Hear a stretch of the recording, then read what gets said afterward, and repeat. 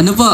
At ganun din, palakpakan din natin yung ating mga pastors, mga kalalakihan. Palakpakan natin sila dahil sila po yung nag-set up nitong place natin. Inihabol kagabi itong malaking tolda.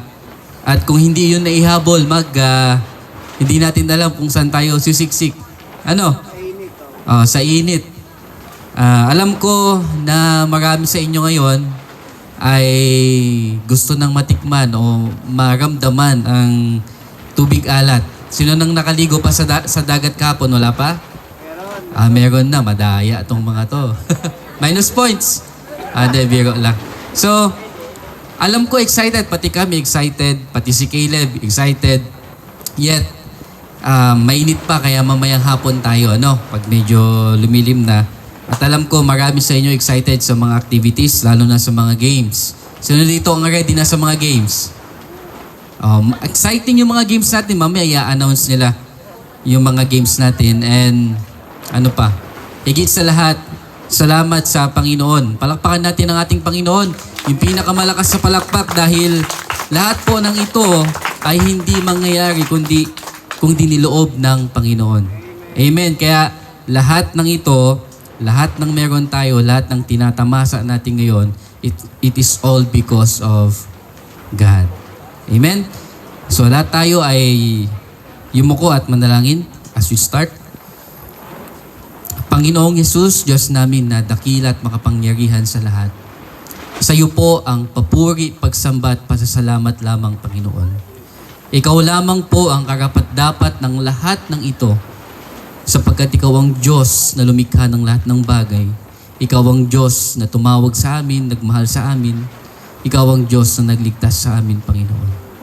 Maraming salamat po sa iyong banal na presensya sa lugar na ito, sa buhay ng bawat kabataang naririto sa aming kalagitnaan, Panginoon.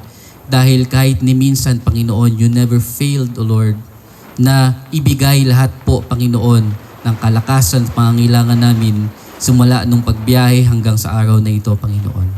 Marami pong salamat. I-bless niyo po nawa, Lord, ang pagbabahagi po ng iyong salita na nawa walang maging istorbo at ipahintulot niyo po nawa, Panginoon, ng bawat isa sa amin ay matanggap at maunawaan ng iyong nais at nawa ang iyong salita po ay may hayag na may kalinawan, Panginoon, sa tulong ng iyong banal na Espiritu.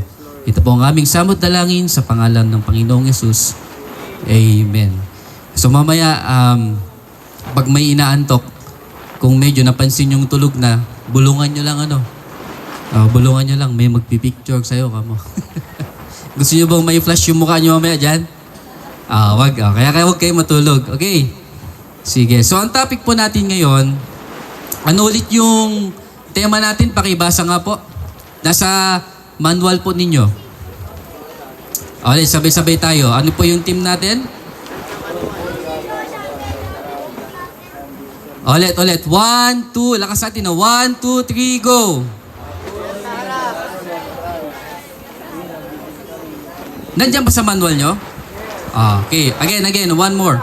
1, 2, 3, go.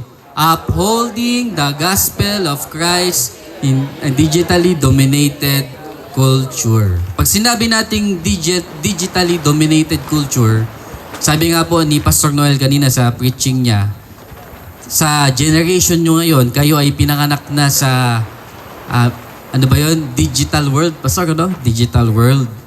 Na kung saan, nung panahon namin, wala kaming cellphone. Oo. May cellphone, pero yung cellphone namin, parang walkie-talkie. Alam niyo yung, bang cellphone yun? Sony Ericsson ba yun? Tapos yung pinakamatibay na phone, 3310. Nokia 3310. Sa panahon ninyo, ay hindi nyo na naabutan yun, karamihan sa inyo. Dahil ang naabutan nyo na ay meron ng touchscreens, easy na, madali nyo na ma-access yung internet. Dati sa amin, pupunta kami ng computer shop, magbabayad kami per hour. Ngayon, basta may cellphone ka lang, may data ka, pwede na. So, dominated na ang mundo natin ngayon. Whether we like it or not, gustuhin man natin o hindi, dominated na po ng digital world ang ating panahon ngayon. Gustuhin man natin o hindi. Kahit nga yung bata Actually, kahit si Caleb, nanonood siya sa internet ng mga videos na pangbata. And ganun din po sa inyo. As early as siguro 4 or 5, may mga umahawak na ng cellphone sa inyo, sa iba. So ganun na po ang impact ng technology sa panahon po natin ngayon. Kaya po, bilang isang Kristiyano, dapat po tayo ay matuto o maturuan kung paano po gamitin ang social media with wisdom and discernment. Okay lang po kayo dyan? Pastor. So, with wisdom and discernment. So, ano ba ang wisdom? Nag-search po ako sa internet. Ang sabi po patungkol sa wisdom, wisdom is the ability to apply knowledge and understanding to God's perspective, leading to righteous living and understanding of God's character and plan. The ability to apply knowledge. Ano yung knowledge na yon? Yung knowledge mo patungkol sa Panginoon. Paano mo gagamitin para ikaw ay makapamuhay ng righteous living na punong-puno ng pagkaunawa sa plano at karakter ng Panginoon. Amen. Ang discernment naman po, the ability to distinguish between right and wrong, truth and falsehood, and to make wise, spiritually sound decisions guided by the Holy Spirit. The ability to distinguish between right and wrong. Kung ano ba ang tama at mali. Kung ano ba ang katotohanan at kasinungalingan. At kakayahan, yung discernment, kakayahan na gumawa ng desisyon na pinangungunahan ng banal na Espiritu. Amen. So, ulitin ko kanina, sabi ko nga, noong panahon namin, nung naipanganak ako, 1994. So, anong generation kami? Sino nakakalam? Millennial? Tanda ko na pala. So, millennial kami. Millennial, generation millennial. Yung iba at yung sumunod sa generation millennial ay generation Z. May susunod pa ba sa Z? Hindi pa daw alam. Ay yet to come.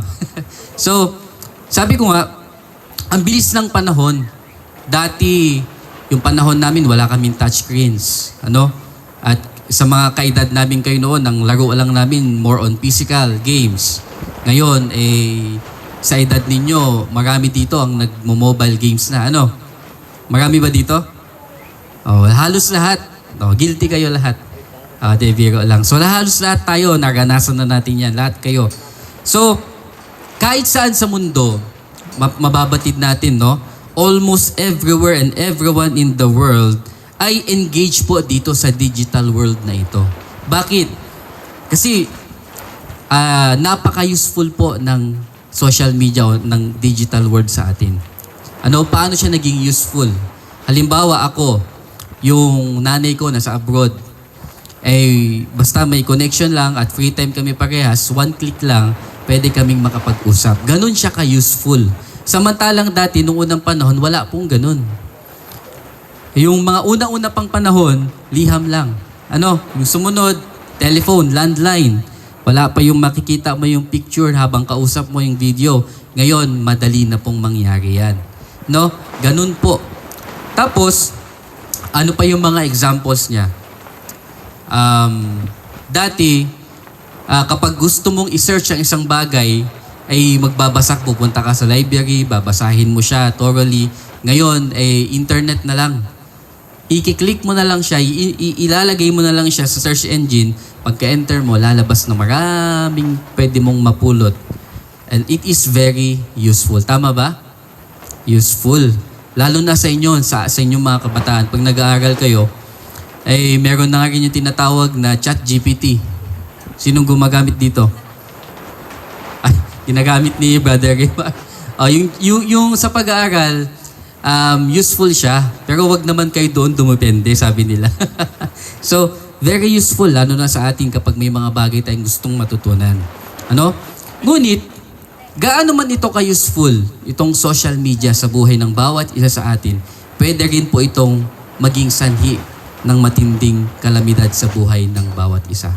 Kapag ito po, itong mga social media na ito, ay hindi po nagamit ng tama. Amen ba? So, ulitin ko. Ang social media, regardless kung anong platform man yan, Facebook, YouTube, etc., ay pwede siyang useful sa buhay natin. At the same time, pwede rin siyang destructive sa buhay natin kung nagamit siya sa maling paraan. Kaya po bilang isang Kristiyano, ang challenge sa atin, paano natin gagamitin ang social media with wisdom and discernment bilang isang Kristiyano?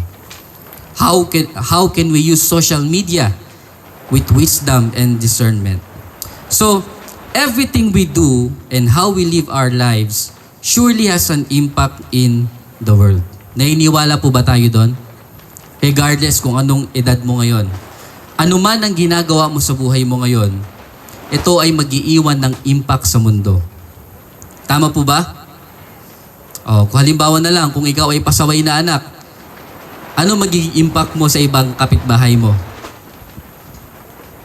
Pwede bang tahimik o pasaway? Magkapasaway la pa, ano? Kapag sinabi namang ikaw ay tahimik, magkatahimik la pa ang iiwanan mong legacy. So in short, ano man ang gawin natin sa mundong ito, our life will surely leave behind a footprint, a legacy for all people to see. And it includes even our social media and everything we have in the digital world. Kasama po sa buhay na natin ngayon, yung social media. Hindi na po natin yan maaalis. At anuman po ang gawin natin sa social media, katulad ng ginagawa natin sa physical na buhay natin, ay magkakaroon po yan ng impact sa buhay natin. Tama po ba? Ano man ang gawin natin sa social media. Kaya nga, kung ano yung pinopost natin, naginig ko kanina sa preaching ni Pastor Noel, TikTok.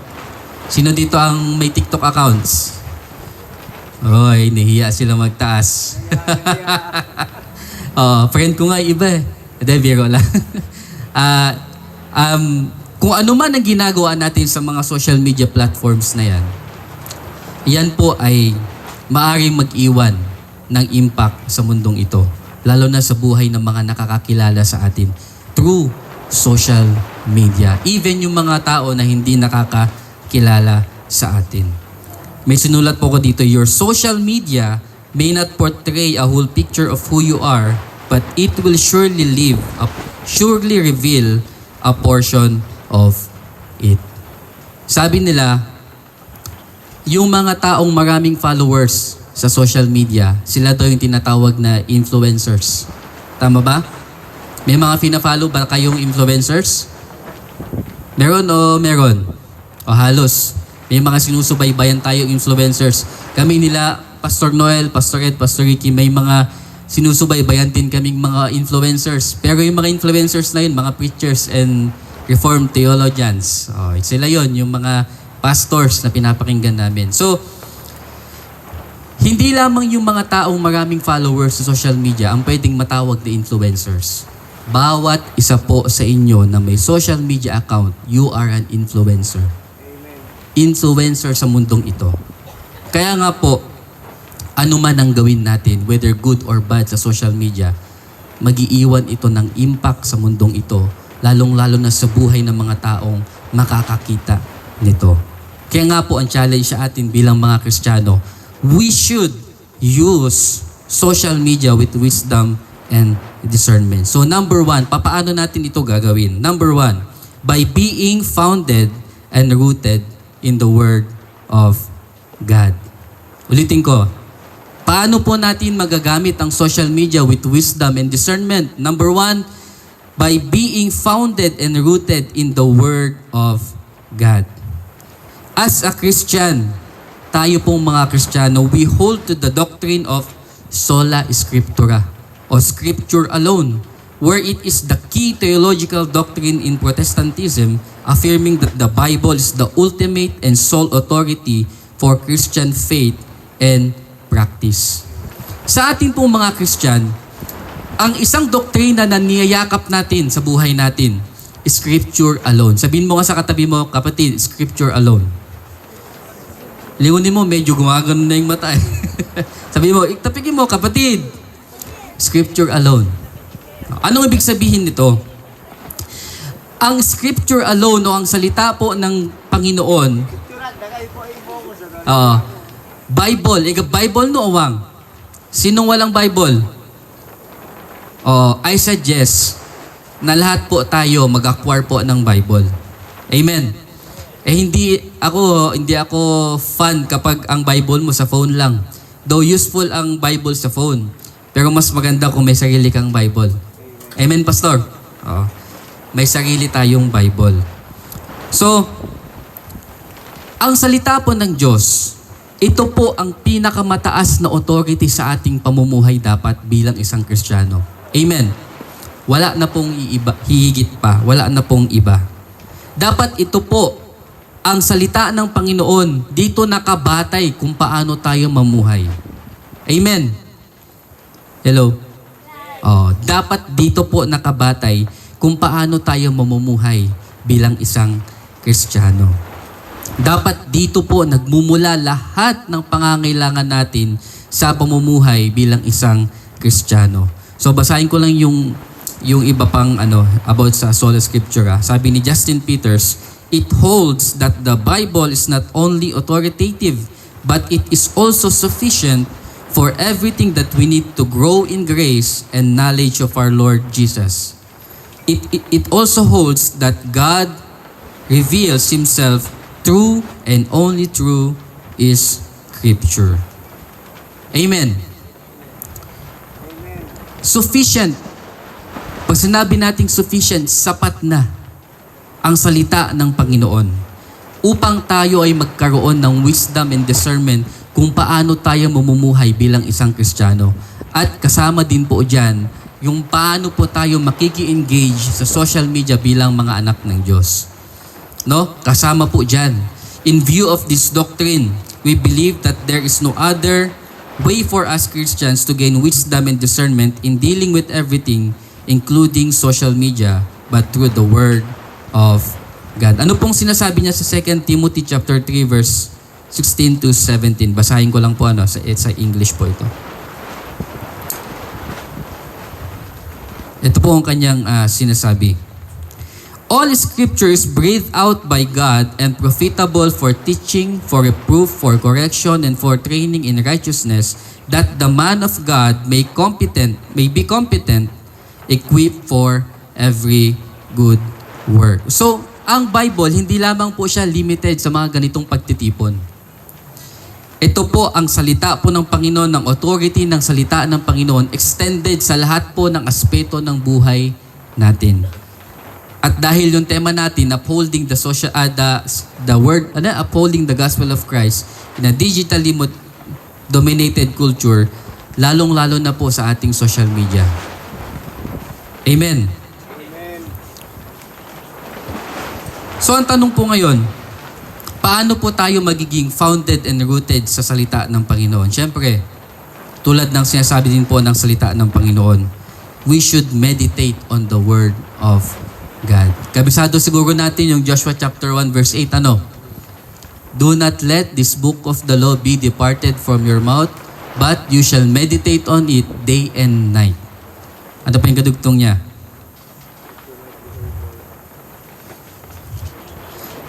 Joshua chapter 1 verse 8. This book of the law shall not depart from your mouth, but you shall meditate on it day and night, so that you may be careful to do according to all that is written in it. For then you will make your way prosperous, and then you will have good success. Amen. So ang nais po na sabihin ng salita ng Panginoon sa atin, para po tayo ay maging founded and rooted sa Word of God, which is isang napaka-importante para gamitin o magamit natin ang social media natin with wisdom and discernment, dapat po palagi tayong mag-meditate, magbulay-bulay ng salita ng Panginoon. Paano po ba natin ito gagawin? Ang pagbubulay-bulay ng salita ng Panginoon, syempre nagsisimula po yan sa pagbabasa ng salita ng Panginoon. Hindi mo pwedeng i-meditate ang isang bagay na hindi mo alam. Amen. So, ang tanong po, nagbabasa po ba tayo ng Bible? Do we spend quality time sa pagbabasa at pag-aaral ng salita ng Diyos? O hindi? Do we spend? Tingnan mo nga yung katabi kung inaantok na. Tulog na. Tulog na nga. So, napaka-importante po mga ading ko, mga kapatid, no? Na magbasa at pag-aralan natin ang salita ng Panginoon. Bakit? Tulad nga ng sinabi natin kanina, bilang mga Kristiyano, naniniwala tayo ng pinakamataas na authority sa buhay natin. Dapat ay ang salita po ng Panginoon. Kaya nga po, ang Word of God para siyang magnifying glass. No, na nire-reveal niya lahat ng bagay, makita natin ng maliwanag at mas klaro ang lahat ng bagay.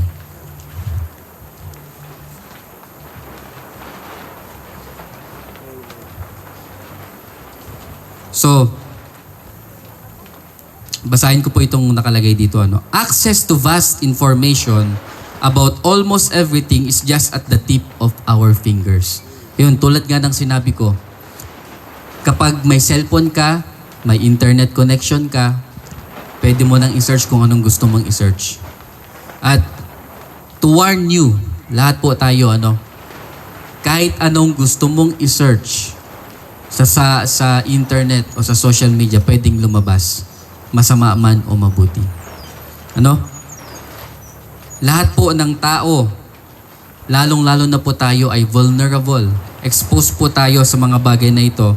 Almost all people, including us, are ever vulnerable and exposed even to the things that, if left unchecked faithfully through the Word of God, could be accepted as truth even though are not. So magbibigay po ako ng mga example. Yung mga sa tingin, pag narinig natin, first time natin marinig o mabasa o ma-encounter sa social media, pwede nating sabihin o pagkamalan na totoo. Pero kung hindi natin chinek sa salita ng Panginoon,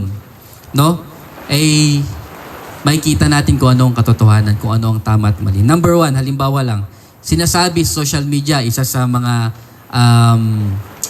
pinagsisigawan ng mga influencers sa social media, follow your heart. Sabi nga ng kanta, kung ano ang nasa puso mo, hindi nila naabutan.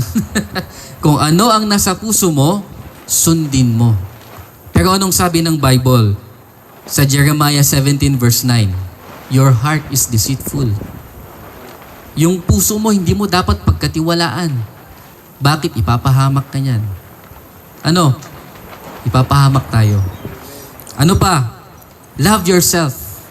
Sa mundo natin na maraming halos lahat may access sa social media, ay napapanood ko nga maraming influencers pinagayabang nila, binabalandran nila yung lifestyle nila, pupunta siya sa ganito, sa ganyan, binabalandra, pinapakita nila social media na meron silang ganito, meron silang ganyan, natikman ko na to, natikman ko na yan.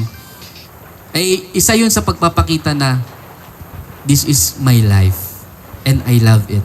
Pero anong sabi ng salita ng Panginoon? Deny thyself.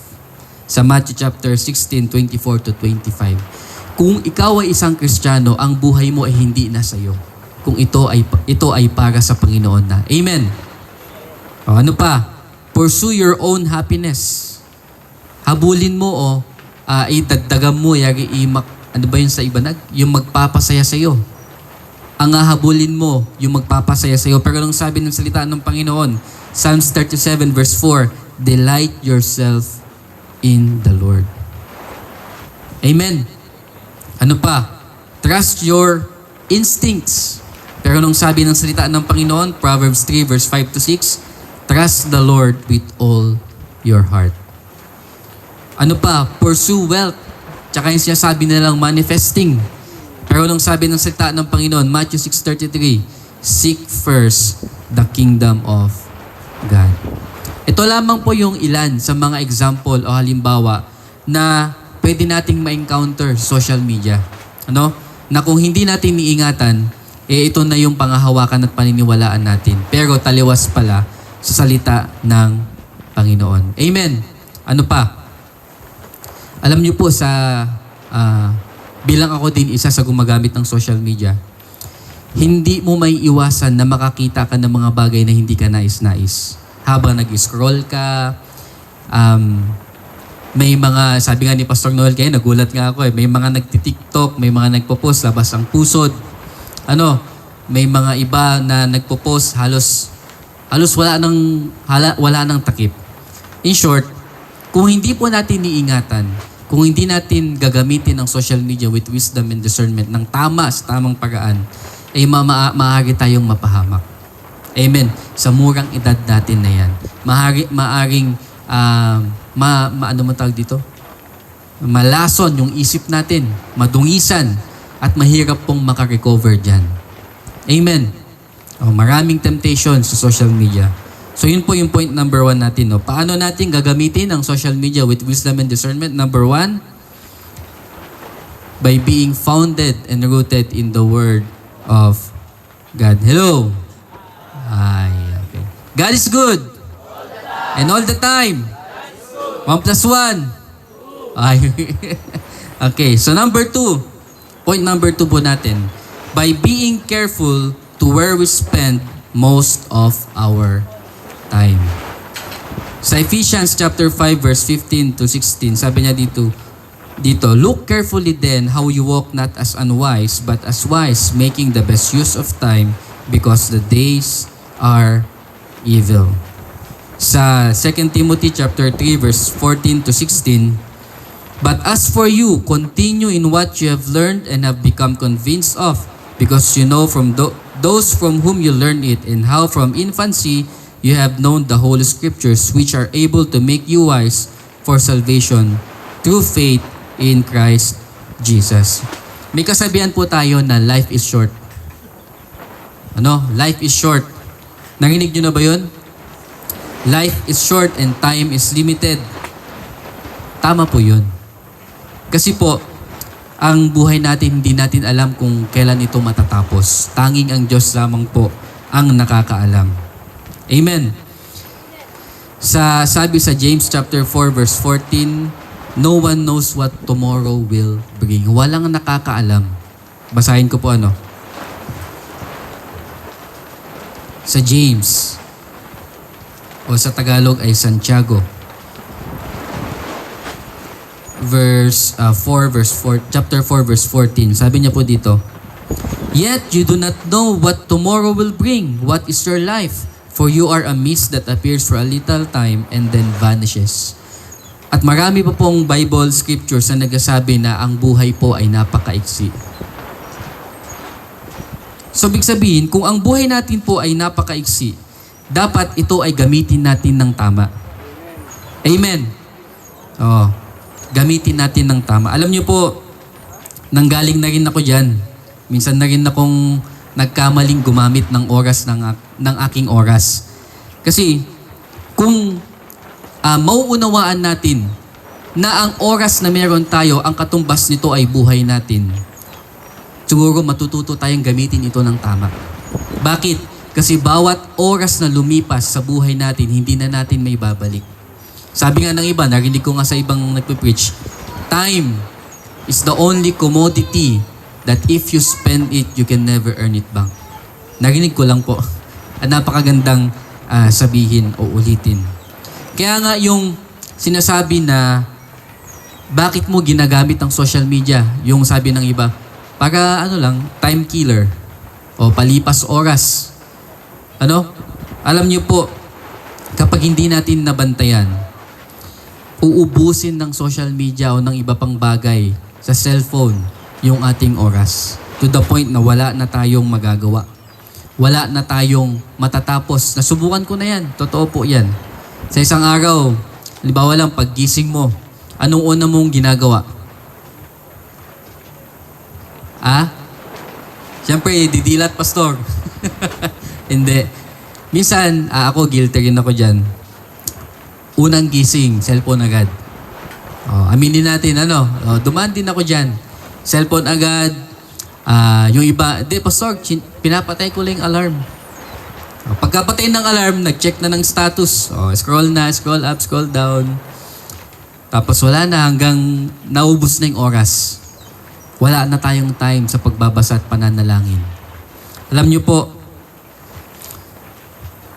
kung meron man tayong higit na mas paglalaanan ng oras natin bilang mga Kristiyanong kabataan, yun po ay ang salita ng Diyos at ang pananalangin sa Kanya. Amen. Wala na pong iba. Sabi nga po ng 1 Corinthians chapter 10 verse 32, all things are lawful, but not all things are helpful. Lahat ng bagay pwede mong gawin, no? Yung social media. Pero kapag hindi mo nabantayan, hindi na po siya magiging helpful sa buhay mo. Kaya, we should spend time wisely. Bakit? Kasi ang panahon natin ay evil, sabi nga ng salita ng Panginoon. While spending a little time on social media for some important matters or things that are necessary of our attention may be beneficial, still too much time may not be healthy and is not helpful in our growth as a believer. Sabi ko nga, pag sobra-sobra, masama. Tingnan mo kayong katabi mo. Tapigin mo nga, may gumagano na. Hello? Lahat ng sobra ay masama. Sobrang time sa social media ay masama. Mag-spend lang tayo ng maliit na time o yung tamang time lang para sa mga importanteng bagay. Ano po? Spending too much time on social media and other social media platforms or digital platforms may connect us to the world. Pero pag hindi natin nabantayan, it can also disconnect us to the Lord. No? So ulitin ko, point number 2 natin. Paano natin magagamit ang social media with wisdom and discernment? By being careful to where we spend most of our time. We will begin to use social media with wisdom and discernment if we make it our aim to spend time on what matters most in our Christian walk, and that is to meditate on God's Word and immerse ourselves in prayer. Amen? Magsisimula nating gamitin ang social media with wisdom and discernment kung palagi tayo maglalaan ng oras sa salita ng Panginoon sa pananalangin.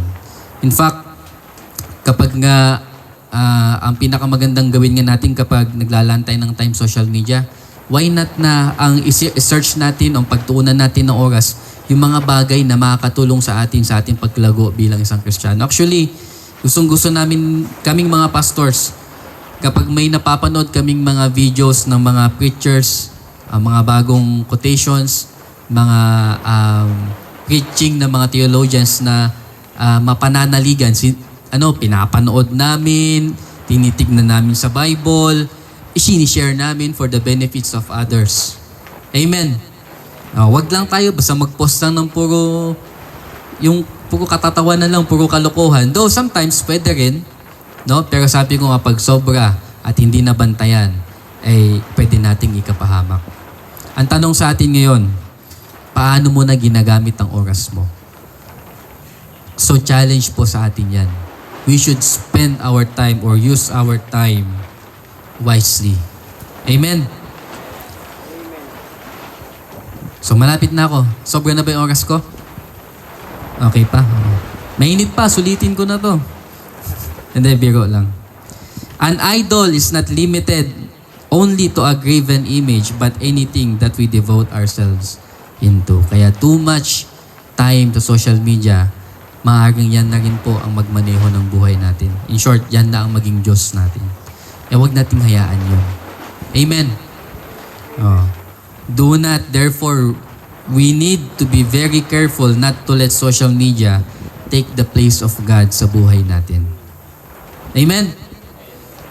Halimbawa lang, wala ka ng time. Lord, kahit once a week lang ako magbasa, pwede na. Hindi po ganun. Paano tayo mag-grow in wisdom, with wisdom and discernment na kailangan natin para gamitin ng social media kung hindi tayo maglalaan ng oras sa salita ng Panginoon. So yun po yung point number 2 natin. Ulitin ko, ano yung number 1 natin?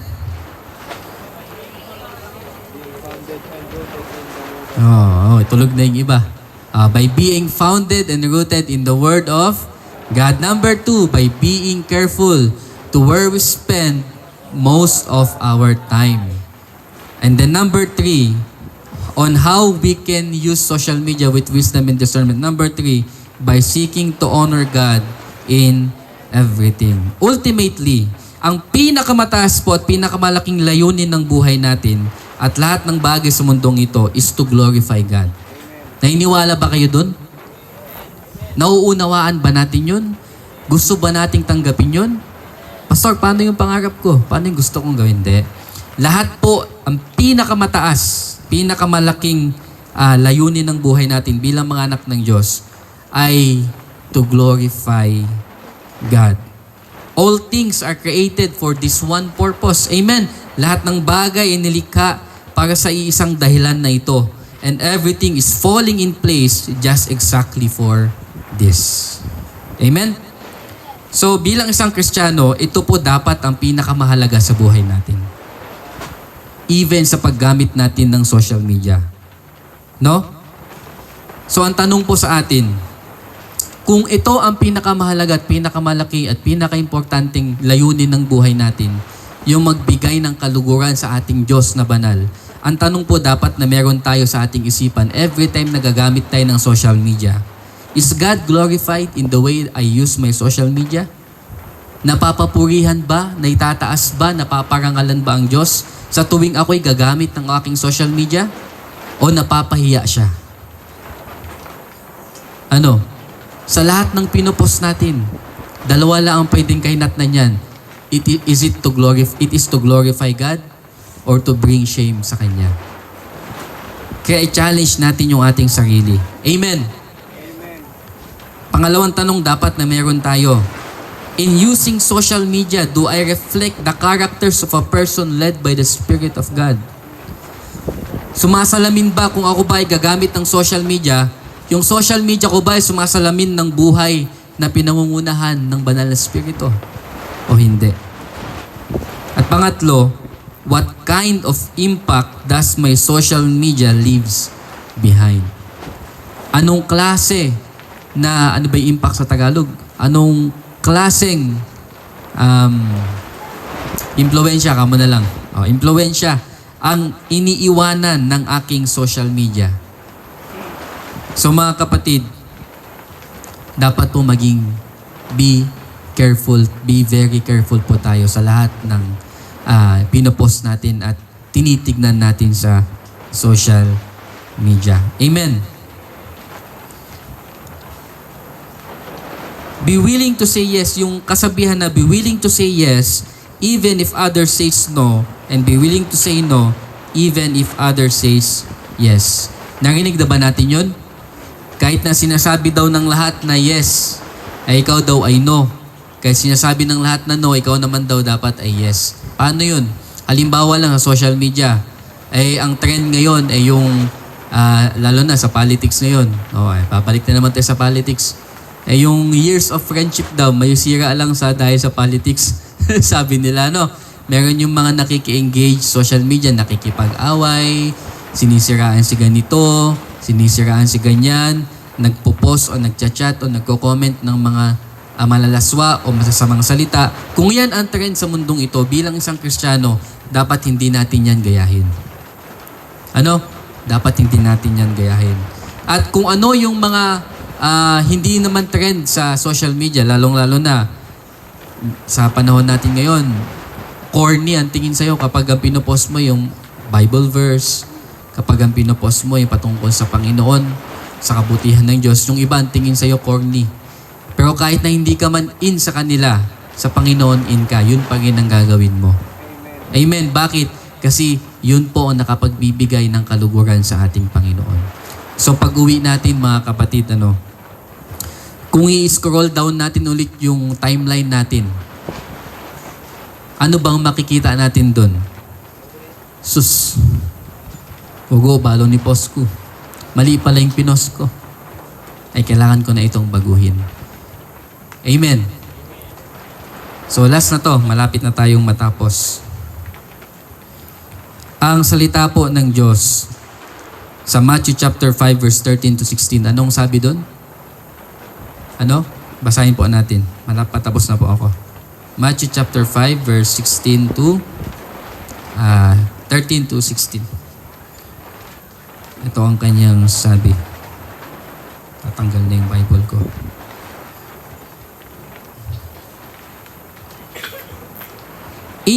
Saan yan? 13. You are the salt of the earth. No? Yun yung verse 13. But if the salt has lost its taste, how shall its saltiness be restored? It is no longer good for anything except to be thrown out and trampled under people's feet. You are the light of the world. A city set on a hill cannot be hidden, nor do people light a lamp and put it under a basket, but on a stand, and it gives light to all that in the house. In the same way, let your light shine before others, so that they may see your good works and give glory to your Father who is in heaven. That includes yung ating social media life. No?